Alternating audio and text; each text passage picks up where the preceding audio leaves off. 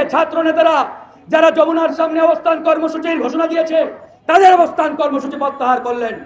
এখান থেকেই পরিষ্কার তারা তলে তলে আওয়ামী লীগ নিষিদ্ধ হোক এটা চায় না। আমাদের সন্দেহ এবং সংশয়ের সৃষ্টি হয়েছে এই অন্তর্বর্তীকালীন সরকার আদৌ আওয়ামী লীগ নিষিদ্ধের পক্ষে কিনা।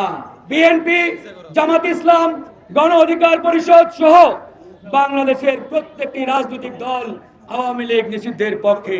বিগত 5ই আগস্টের পর থেকে আওয়ামী লীগ নিষিদ্ধের দাবিতে গণ অধিকার পরিষদ রাজপথে ধারাবাহিক আন্দোলন সংগ্রাম চালিয়ে যাচ্ছে।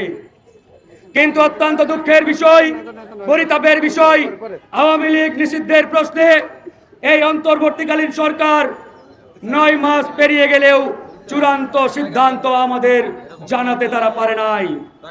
আমরা যখন এই আওয়ামী লীগ নিষিদ্ধের দাবি তুলি তখনই তারা নানা রকম অজুহাত, নানা রকম ছুতা আমাদের সামনে হাজির করে।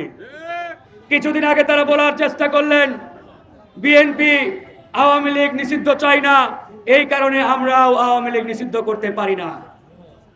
এরপরে আমরা যখন বিএনপিকে আহ্বান জানালাম যে আপনাদের হয় বিএনপিকে সিদ্ধান্ত নিতে হবে তারা আওয়ামী লীগ নিষিদ্ধের পক্ষে নাকি আওয়ামী লীগ নিষিদ্ধের বিরুদ্ধে, এরপরে বিএনপিও তাদের জায়গা থেকে জনগণের ডিমান্ড আকাঙ্ক্ষার প্রতি শ্রদ্ধা রেখে আওয়ামী লীগ নিষিদ্ধের প্রশ্নে তাদের অবস্থান তারা ক্লিয়ার করলেন।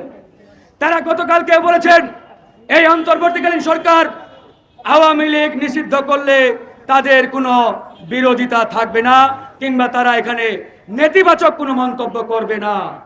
তার মানে বিএনপি, জামাত ইসলাম, গণ অধিকার পরিষদ সহ বাংলাদেশের প্রত্যেকটি রাজনৈতিক দল আওয়ামী লীগ নিষিদ্ধের পক্ষে।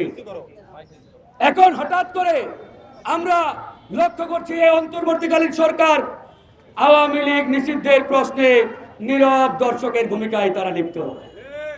এখান থেকেই আমাদের সন্দেহ এবং সংশয়ের সৃষ্টি হয়েছে এই অন্তর্বর্তীকালীন সরকার আদৌ আওয়ামী লীগ নিষিদ্ধের পক্ষে কিনা।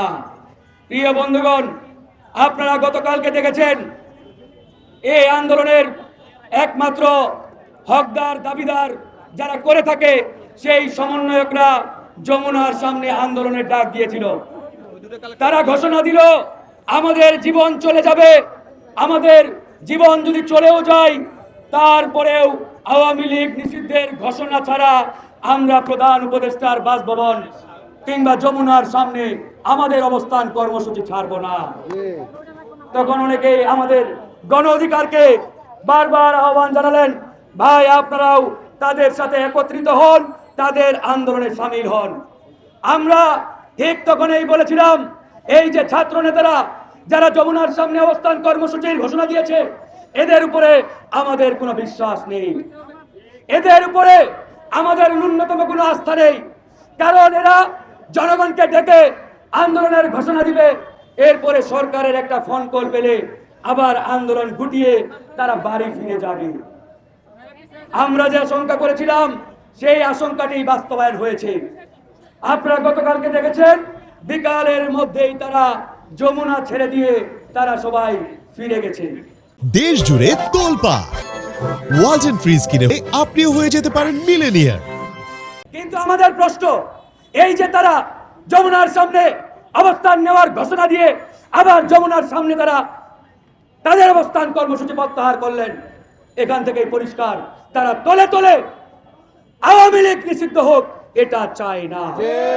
তারা যদি চাইতো আওয়ামী লীগ নিষিদ্ধ হোক, আওয়ামী লীগকে নিষিদ্ধ করতেই হবে, তাহলে তারা কালকে যমুনার সামনে অবস্থান ত্যাগ করতো না।